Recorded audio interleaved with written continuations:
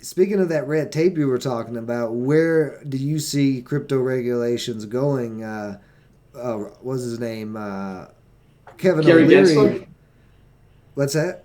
Were you referring to Gary Gensler? No, no. I was going to say Kevin O'Leary at that recent Bitcoin conference said he was working with several senators in Congress, and there was a bill to basically a two-page bill that says why are we treating cryptos any different than any other money market asset or anything like that. Of course, Kevin O'Leary said he believes that it should be the 12th sector. He seems to be pretty positive on the regulations that may be coming out and sees it as a good thing. What's your thoughts on that? Well, I'm like regulation's definitely going to be coming, right? I mean, there really hasn't been much guidance over the last, since I can remember, right? Since 2013, there was to some extent a little bit of guidance on what a security was with the SEC and the DAO, right? That distributed autonomous information, being like, no, you're an investment company and you offer securities, right? And so that was a little bit of clarity, but most of what's happened has been, regulation by enforcement, right? Mm-hmm. As opposed to putting out guidance of like, here are the rules. Like, it's much easier to say, hey, here's the rule book, go play by the rule book, right? Yeah. Versus, well, we'll kind of tell you what the rule book is, but you got to figure it out. Go do your own, hire your lawyer, read case law, and figure out what you think. What is security? What it's like? Okay, a little bit more guidance would help. So, and it's kind of a disaster in terms of just how, if you look at who has the ability to regulate crypto, it really doesn't fall in anyone's bucket. So everyone's kind of scratching their heads, which means it really has to go back to Congress, right? It has to go back to the government and say, okay, one, is this something we should regulate? Obviously, that question is clearly answered. The answer is yes, right? And I think that's good, right? You look at the ICOs that happened in 2017. It was a free for all, and just it brought some of the worst people out, right? I think some of the early projects where you had people that are deep in crypto building real projects with real goals, and then it was just like you had a bunch of scammers come in and be like, whoa, I can just print money, it's not a security, and I'm gonna go off and do whatever. And that was like a flood of those, right? Yeah, a lot of rug pulls. Oh, it's awful. And Yeah. so, yeah, I think, recently with Luna crashing, that's gonna, that's gonna, there's kind of like an I told you so, right? Because Gary Gensler has been pushing for stablecoin regulation months ahead of this. And now he's got like the perfect, Yep. if ever, I told you that was going to happen, right? Like, so, Yep. Janet Yellen too. In the video I had talked about UST and Luna, I was saying, pointed out an article where that same day, as soon as it happened with the crash, Janet Yellen is out there. This is a perfect reason why we need to, yep. it gave them ammo that they never had before. They never had ammo to actually try to force some regulations, but now they have it, which I don't know. I don't know if it's a good thing or a bad thing. I think it's a good thing if the regulation is sensible, serves to protect the general public without squashing innovation, right? If they can figure that out, which is the goal of regulation, right? Like you don't want to over-regulate so there's no innovation and people can't build businesses, but you also don't want, scam ICOs, right? And people getting, investing in things that they don't even know the risks they're taking because they weren't told, and then all of a sudden they lose their money, right? And Well, like, see, here's the thing, though. I agree with what you're saying in that the thought behind it, but that still exists in the stock market now. That's regulated all to hell. So, like, do we even need regulations on something that's supposed to be decentralized? A lot of the problems, especially in the stock market and with the U.S. dollar, the inflation, the control that the Federal Reserve has over the actual currency, that makes it to where if they're regulating it, why does it need to be regulated in the first place when they can't even regulate the U.S. stock market? I mean, we see pump and dumps. We see the OTC markets have crazy things happen all the time. New traders coming to the market. I mean, we see it every day in the live streams how they're in a stock that they don't know nothing about. They have never really traded ever before, anything. So I don't think there's any amount of regulations that can save people. People's got to make the choice on their own to do the research. Yeah, I don't think regulations at this point for decentralization is anything but babysitting. well, no, I mean, I hear what you're saying, but I kind of disagree. I mean, if you look at the U.S. stock market, and I think there's a lot of things broken with the regulation of the U.S. stock. I mean, I could go through a laundry list of things that I think should be changed. Right. With that said, why is the U.S. stock market like probably the biggest market in the world? Because it's relatively fair, right? And there's good disclosure, and the regulation around it allows for investor confidence, right? With that said, yes, there are pump and dumps and people invest in stocks that they shouldn't have, but if someone doesn't do their homework, right. That's on them, right? Mm-hmm. Like, but if they didn't know and you didn't tell them, that's a very different story, right? Like we had in 2014, some investor came to us and said, "Hey, we didn't know you did this. I want my," I'm like, no, you didn't do your homework. We told you that. It was in this 10Q, and we responded to, you said we didn't tell you that our company did XYZ, and our response was, go see our SEC filing on, whatever this quarter, and this page where there's a whole paragraph which discusses what the business did. You didn't read it, not my fault, right? And so, the point is, some people will do no homework, right? Which and not understand the risks, and some people will do their homework. But if you don't give people the information, that's where I think you have a real problem, right? And that's where if you take regulation away, someone say, "Oh, there's no punishment. I can lie. I can not disclose something that I shouldn't have," right? But that happens anyway, even with the regulation. Yeah, but there's a, at that point you're breaking the rules, and there's accountability, right? And so when you take away accountability, you end up with a free for all of, then you let bad actors come in and do whatever they want, right? And so the question is, and look, I know a lot of people that are like, crypto should be free, and I'm a crypto maximalist or Bitcoin maximalist, like you should have zero regulation. The problem is the second you take away regulation, right, all regulation, you end up with the playing field is no longer fair, because you're going to have criminals and crooks come into that playing field because there is no accountability. They can do whatever they want. And then you'll have people that are being like, well, if it's not breaking the rules, well, I'll just go a little bit further. You could have a Ponzi scheme, right? Yeah. Someone could say, hey, it's not illegal. There's no regulation. I'm going to have a Ponzi scheme. I'm going to take your money. I'm going to pay back the next investor, and I'm just going to keep scraping off that. You know what? Then I'm just going to fold the whole thing. And hey, I didn't have any obligation to tell you. There's no regulation. You can't get in trouble, right? Like, why wouldn't people do that all day? I mean, think about what do blockchains do? They, at the heart, all blockchains basically solve the double spend problem. Mm-hmm. The whole purpose is to keep us an honest system, either proof of work, where you use computers to solve a cryptographic algorithm to solve a block, get a reward, but write that block to the blockchain. It's not a double spend. That's really what you're doing. That Bitcoin hasn't been spent 10 times, right? Because if you didn't have that system, then I guarantee, be like, I'll take my Bitcoin, I'm going to sell it on the network, I'm out of here, right? Yep. And you devalue the system. Proof of stake, same thing. Lock your crypto into a smart contract. You can validate transactions. Okay, if your validator isn't there to validate a transaction because it was down, you probably just don't get the fee, depending on the blockchain. If you try to double spend, you're going to get slashed, right? Mm-hmm. Yeah. And so now there are ways you could accidentally do that. Maybe you're running two of the same nodes at the same time with all the same configuration because you didn't realize, and then you tried to do it twice. But overall, what is the point of a blockchain? It's to ensure there's no double spend, right? That the system's honest.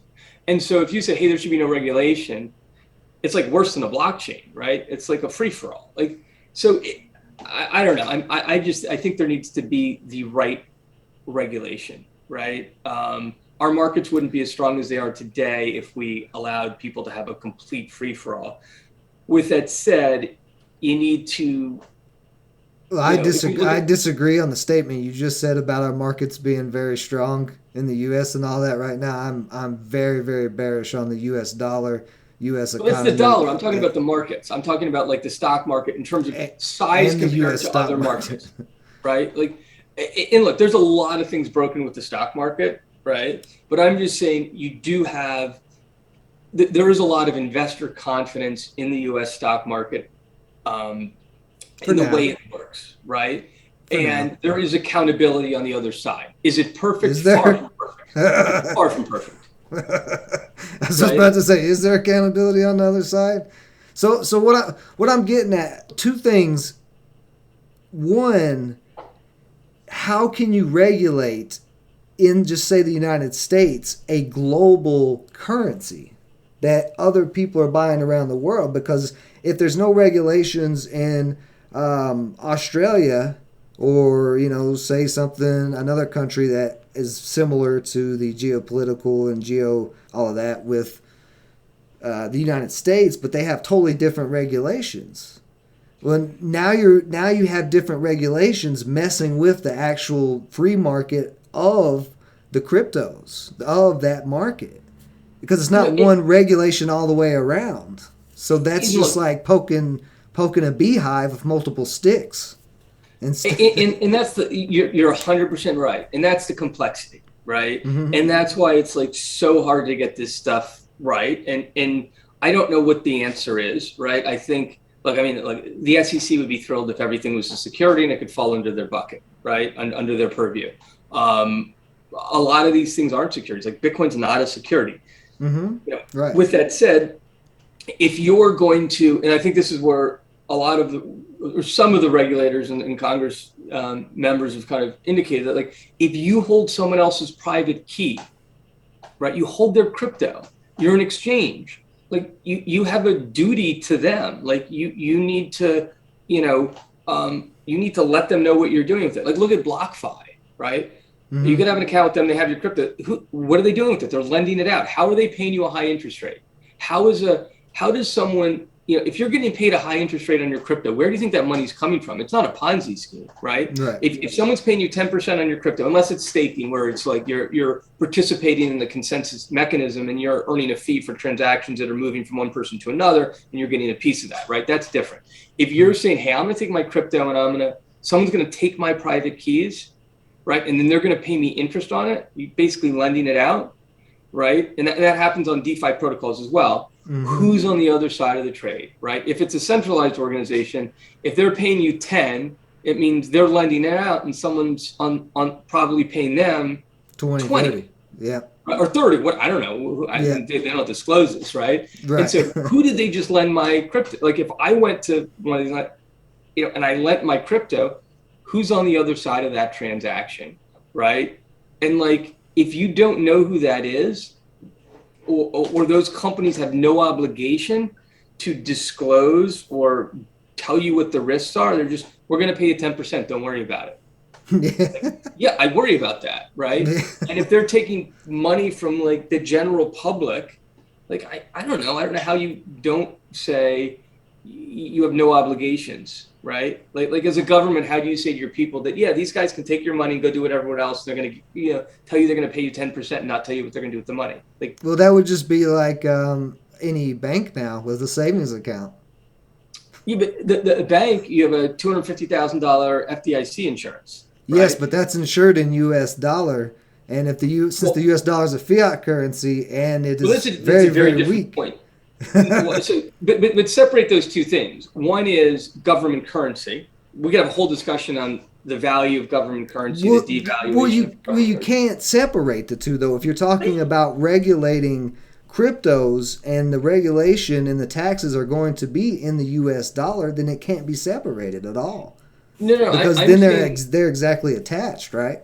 No, I'm saying you can separate the regulation of how companies within the crypto space operate, right, from what the value of the dollar is, right? Meaning, if I told you, hey, I'm gonna pay you 10% on your Bitcoin, Give me your Bitcoin. Give me your private keys, right? Mm-hmm.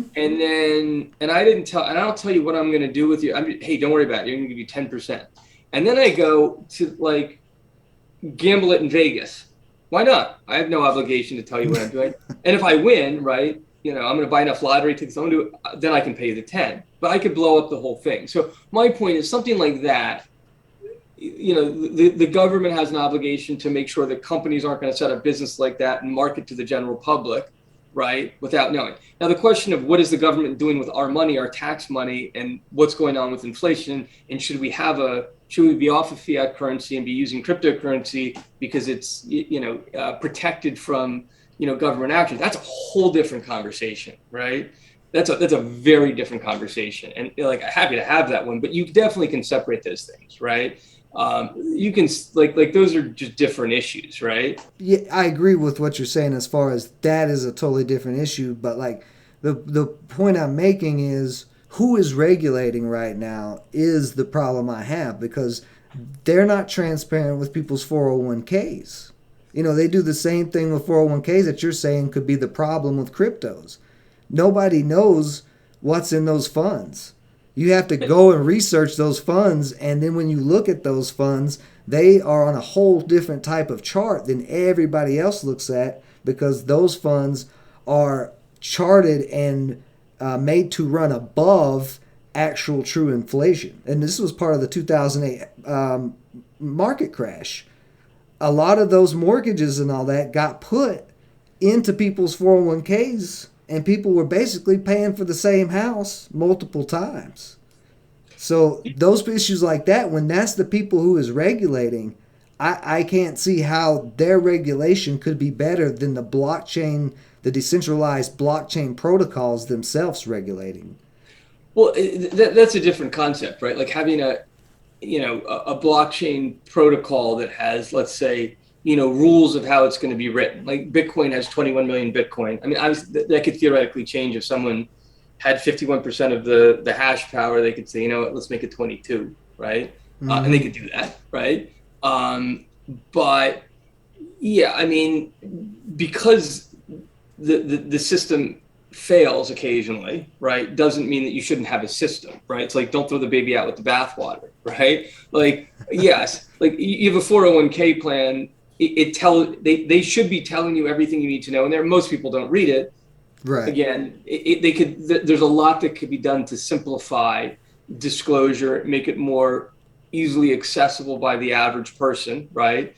But at least they're required to put it in. Hal, you want to jump in here on this debate at all? Well, I've been, just sitting on the sidelines in this war zone. But and the thing is, the markets change from time to time. So looking back at 2008, I mean, even when we look at the beginning of COVID, how the markets absolutely were haywire. You could press the buy button and you may lose your life or gain it. So it also depends on how, and this goes back to the adoption of cryptos. How is it going to be used? Whether it's for, getting bad actors out of the system, is it going to be specifically trying to make everyone kind of act on a certain code, if you could say it like that, or is it going to be something where it's like, no matter what code you have, there is a place for you? So which would be better? Is there, like you said, it's like the Wild West. Is there a place where you can go? It's unsafe, but since you know the area, go there. Or is it going to be a place where everyone can, no matter what your knowledge level, you walk through, are you going to end up in a cardboard box or something? It's a balancing act, right? I mean, if you take the view of there can be no regulation, right? Like that's not where my head's at. Or you can take the view, everything needs to be regulated. You can't do anything without, some sort of, government oversight. I mean, I think, that doesn't work. So I think there is a balance of what makes sense, where and this is really down for, I mean, this is a great thing about America. It's for our country to decide, right? Our elected officials, hopefully, are going to come up with something that protects us, right? As all the people that live in this great country. So, is everyone going to be happy? No. I mean, that's politics 101. Like, if you can get something done and everyone's mad at you, you've probably done a good job, right? If everyone's going to be mad at you either way, right? Yeah. So, that's true. Right. I mean, it's probably I think I can't imagine a worse job than being a politician.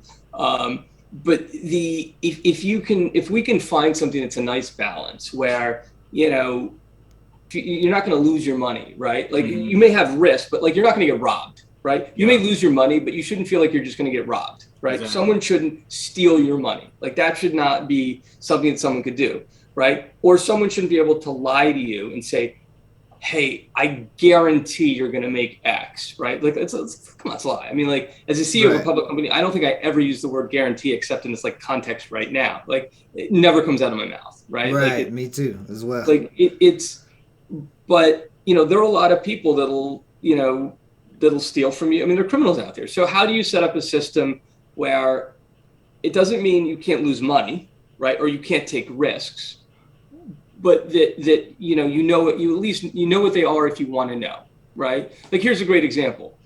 It's not illegal to smoke, right? But the government has mandated that the tobacco companies tell us that it causes cancer, right? Mm-hmm. Like that's a good thing, right? You rewind the clock 30 years ago, everyone smoked, right? Mm-hmm. Now we know for a fact smoking causes cancer. If you choose to smoke, go have at it, man. You want to smoke, but like if someone was to tell us and sell us cigarettes, like this is good for your health, right? Like, come on, like that's not right. Like we as a society don't allow for that, right? Yeah. And so I don't know what it looks like in crypto. Here's the thing that I see. Here's the biggest issue. If you put it on the government, you're taking the accountability off of the individual. Like if you were an individual, anything like the cigarette reference, you should be responsible for your own body, whether or not what it is you're putting in your body. I don't know these politicians in office; they're strangers to me. So I'm not taking candy from a stranger. You know what I'm saying? That's the thing that my mom's taught me my whole entire life. You're not supposed to take candy from strangers. Even with regulations, like to go from the cigarette example to a more extreme example, murder. Murder is regulated. It's illegal. There is things that will happen to you if you get caught, and you'll go to jail, maybe death penalty, all of that. But yet we still see some of the highest murder rates every day. So it doesn't matter about regulation if it can't hold individuals responsible, because individuals are never perfect. There's always going to be someone on the wrong side of the regulation, whereas the whole point, I think, of decentralization and blockchain takes out who's the one regulating, because that's where the problems come from. Whose perspective is the person or the multiple people doing the regulations? And then is all of the people who are being regulated in that case, or markets being regulated, how are those people going to react? They're not going to be responsible. It's the same thing with alcohol. You have drunk drivers all the time. Just because it's regulated doesn't mean anything. It doesn't, people know, there's drunk drivers on the road, but you still got to drive on the road. Go ahead, I'll hop in there. So I hear, that makes sense. So would you rather cryptos be delegated or be almost like smoke-free zones? Like you come into this zone, you can smoke here. Everybody here is cool with you smoking. Everybody here is cool with you running your schemes or doing whatever. So you can do that here. But how do you differentiate that from ecosystem to ecosystem? Like if you're in Cosmos and you have somebody else in another ecosystem, how do you cross-reference what's right and wrong in each ecosystem, unless you say, over here we do this. If you're not okay with this, stay out. Well, that's the point of the ecosystems. Like Cosmos is a great example. Every coin or every token that I stake, I vote on the proposals along with every other token holder of which way that is going. So if we are all individually deciding together that that's the direction we want to go, I see nothing wrong with that, even on a community basis. So basically what you're talking about is you have a micro ecosystem and a macro ecosystem. So in the cosmos, when you have a little micro ecosystem where you're actively voting, and what you're voting on is going to set up rules, right, for something. So there's some rules of how things will work or what they'll do, right? So you're okay with that. And so I guess the question is, isn't that the U.S. government? It's obviously much more complex, but you get to vote. You don't live in Russia. You get to vote. You get to vote on. No, there's a difference. Layers. There's a big difference. You are directly voting with a staking on the actual technology proposals. With the United States or most other elections, you are voting on another human being that you've got to trust to go and act on your behalf. And if they have any change in perspective that's different from you, then they're automatically going to be, in your eyes, a bad politician or whatever. And that's going to be true across everything. So that's what I'm saying. Like, the human nature aspect is something that we try to continue to solve. And it's the same cycle throughout history of centralization to decentralization that's happened. Right? Well, and you make a valid point. It's a very valid point. It's I almost look at it as it's like, you have a more complex system versus a less complex system, right? The things we're talking about at like the government level and the regulation are much more complex, right? No, I disagree. I don't think they should be. But if you were to look at, let's say, Cosmos, you're active voting, and I don't know this number, what percent of the constituents actually vote, right? Like, I can tell you for here's an example, BTCS, we're about to have our shareholder vote in a couple weeks, right? In, I think, June 13th. But statistically speaking, for US public companies, about 30% of the public float actually votes. Right. 30% of the people, and then if usually you get a majority because the brokers vote on your auditor, but let's say 30% of the people, and you need a majority to vote any one thing through. So you have a minority of the participants making the decisions, right? In a super minority, like a teeny minority, because let's say 30% show up to vote, or let's say it's 20, even easier math. 20% shows up to vote. 11% of the company theoretically can influence the end direction, right? Yeah, and I think you end up with that same scenario, is like that you have passive players and participants, and you have active players and participants, right? And so, how do you build a system where, it's very easy for someone to get power, right? If they just need a very small, percent to actually influence, right? And that's a whole different discussion we could have. But I mean, I guess circling now, that is something that is a concern with a lot of these staking voting proposals, is you see those turnouts, which is why I try to push for more awareness. But, I think the main thing is just education, and individuals are going to either they're going to be educated and they're going to take advantage of it, or they're not and they're going to lose money, regardless of what any government or anything says. I mean, it happens. Yeah, I mean, I think taking a step back, like, we could debate this all day. I think what we could agree on is the government is going to regulate, right? Yes. Like that ship has sailed, right? Yeah, so for sure. The question then becomes, like, I know you would probably have less to no regulation, right? I'm not favoring extensive, or overburdening regulation, but I think there's something that goes down the middle that's sensible, that allows for the formation of capital, formation of innovation, and allows blockchains to thrive and the technology to thrive in this country versus others. How do we get to that? And how do we actually use regulation in a way that gives people more confidence that they're like, oh, Luna's not going to happen again? I mean, look, maybe it could, who knows? But, like, how do we get more confidence by getting the regulation right so we grow the whole ecosystem? And that's, I mean, I don't know how to do that, but that's in my mind ideal. So do you think that there should be some type of standard that all ecosystems should follow, like some kind of backbone standard or skeleton that they should build off of when it comes to regulations, or how do you think about that? I mean, look, there's kind of an informal process, right? Like someone's going to launch a blockchain, they take a white paper, they throw it up, and their firms, solely do due diligence on white papers and be like, well, that's a cut and paste. They'll search the internet, search for make sure it's not a cut and paste of another project, right? Make sure the people are actually real. They have LinkedIn profiles. You can verify it against, a Facebook or whatever. It's actually a real person, right? It's not a made up person. Check their credentials. I mean, even doing all those things that can still fail. What I would like to see is an environment in which there's good disclosure, right? So people know, hey, what is going on, and there's good guidance on that. And people aren't afraid of like, oh, the SEC is coming after me, OFAC's coming after me.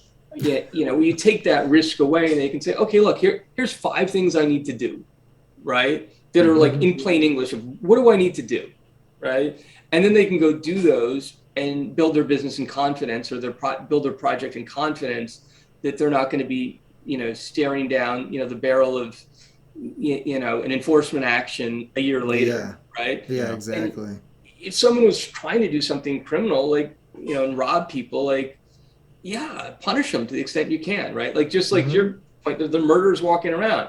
A lot of murderers are sitting in jail, right? There's also a lot of them still out there. but if you had no rules, there'd be a lot more. There would be a lot more, right? Can you statistically back that? If it was not illegal to kill people, I guarantee there would be more, right? Like, it'll be like the Purge. What's the difference? Would it be the Purge?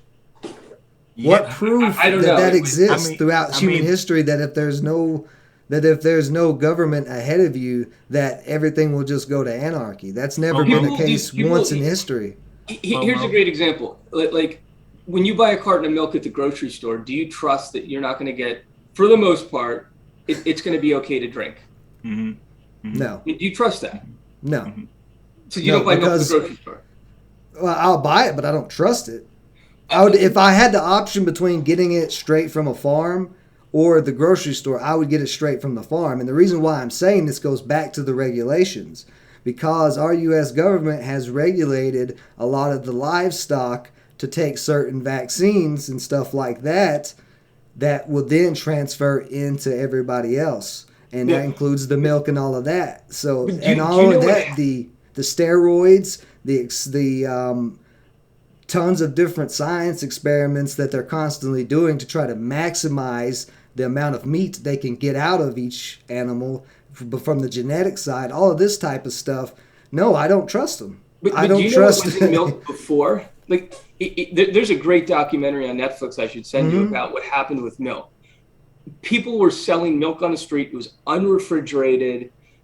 They were mixing like powder in to make it white because it wasn't really milk, right? Like, and they were selling this, and that's kind of how the FDA got started. They were like, what is in this stuff we put in our body, right? Now, what you could debate and say, okay, I think the FDA is letting too many steroids in the milk or this or that, but you're not going to like keel over and die on the spot unless you get spoiled milk, which, that's why they have expiration dates, right? Theoretically, like, the probability that you're going to drink a carton of milk from the grocery store and keel over and die is very low, right? Or get like sick and be hospitalized. Not to say it can't happen, but it's very low compared to dial back the clock. Like, I wish I knew when this was, but before, where you could be drinking talcum powder or some other powder that was white to make the milk look like milk, but it really wasn't milk.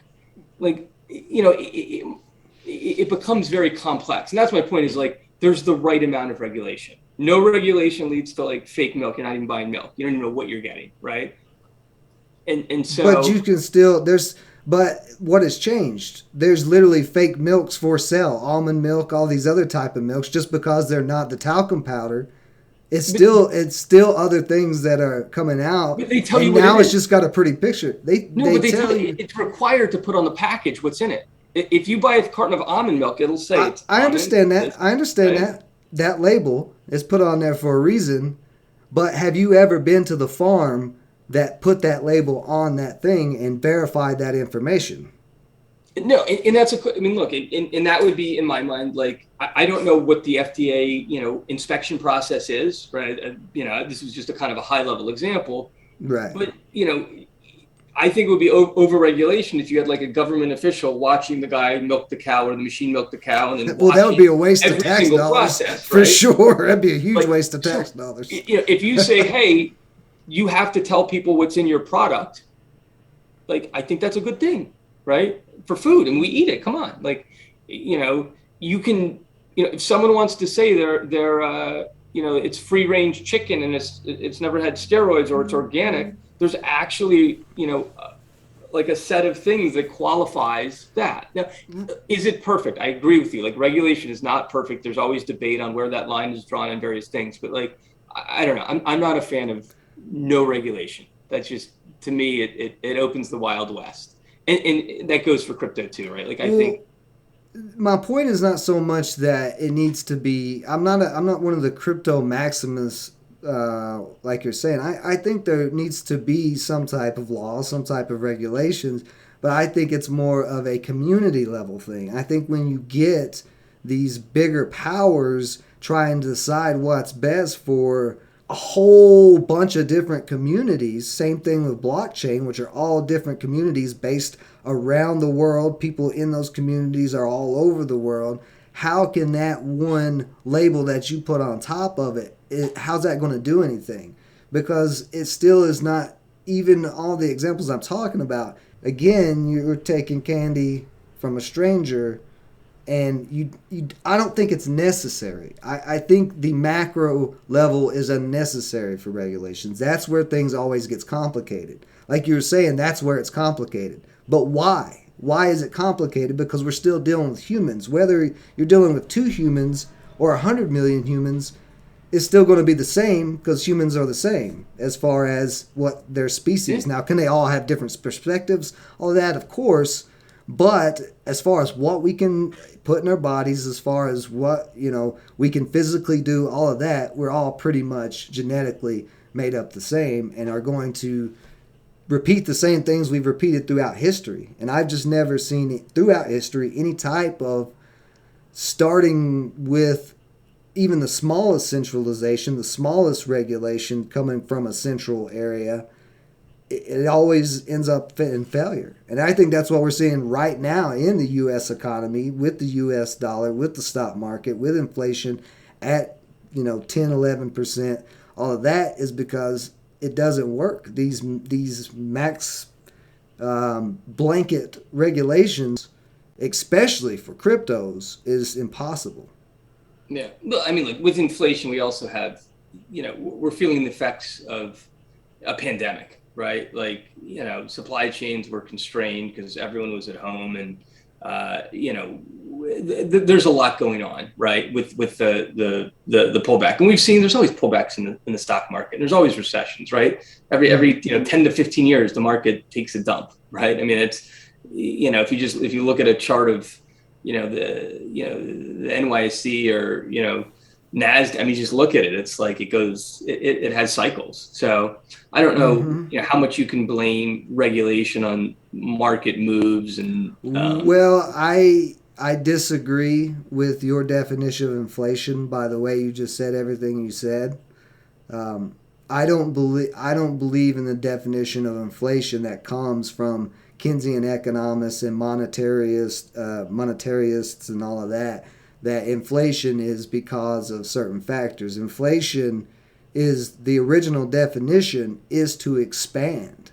So if you look at the currency supply chart right next to the US dollar index, the expansion since 1960 has been on an uptrend, inflation, while the purchasing power on the US dollar index has been in a downtrend. So you can see it clearly on a chart without any. Before COVID hit, we were already rising inflation. The Federal Reserve's goal is 2% inflation, right? That's always been their goal for the last 20, 30 years. But the problem is, when you have somebody controlling a currency like that, your savings account for the banks is max, 1.5%, 2%? So you're losing value in your U.S. currency just by listening to the people that you're saying that should regulate, even just a little bit of regulation. And that's where my problem comes with all of this. I'm not saying you should leave your money in cash, right? And you know, that's not listening to the people, right? Like if you're if the rate of return you're earning on your savings is less than inflation, then you're effectively losing money every year, right? Exactly. And that's what most people, that's what financial advisors tell you to do. When you go open a bank account, they say open a savings account. You've got a bad financial advisor. Right? I know. You have to get new financial advice. Exactly. I don't know who yours is, Ben, but no, it's not mine. I don't keep cash. Yeah. So I mean, look, that kind of comes down to, you know, investment strategy. And I mean, look, a lot of things have changed, right? Like, you know, if you go back a few generations, like everyone had pensions, and now everyone's got to fend for themselves with their retirement savings, right? The government, you know, I'm not expecting Social Security to be there when I retire, right? So, you know, I don't know what we're going to do about that, but look, overall, I think there's, you know, the world's a bit of a mess, right? I think there's a lot of things that can be done. So. You know, the economy, regulation across multiple factors. Kind of getting back to crypto, you know, I'm kind of middle of the road, right? There's sensible regulation in my mind makes sense, and you know you know, making sure we have innovation is key, right? Yeah. And that's if there's going to be regulation, it should be to incentivize innovation. That should be its main purpose if there's going to be. So I agree with you there. If that's the regulation that you're looking for, then yeah, I'm with you on that. Just I don't know. There's a lot of complications in it all. The world is gray, right? There's very little black and white in the world. Most of the areas everyone operates in is gray. Right. And so figuring out that making decisions, it's really easy to make a decision if something's black and white. It's like, yes or no, you don't do that, or you do this. Right. When you start to get into these gray areas, and that could be across any spectrum, that's when life is more complex. Well, and I think the most important thing too is what we did here today, having an actual discussion, you know, friendly debate where it doesn't lead to where most of the social media debates lead to, you know, actually being able to discuss these principles of economics, you know, and these systems and how things should happen. Like, this is what we need if we are going to move forward. We need transparency in the whole blockchain ecosystem across the globe, with all countries, with everybody, and we need to see the people who are regulating on camera, like we've been here discussing this and debating this, so you know the rest of the world can also chime in and let's get it figured out. Because I don't think with political climates where they are now is going to help.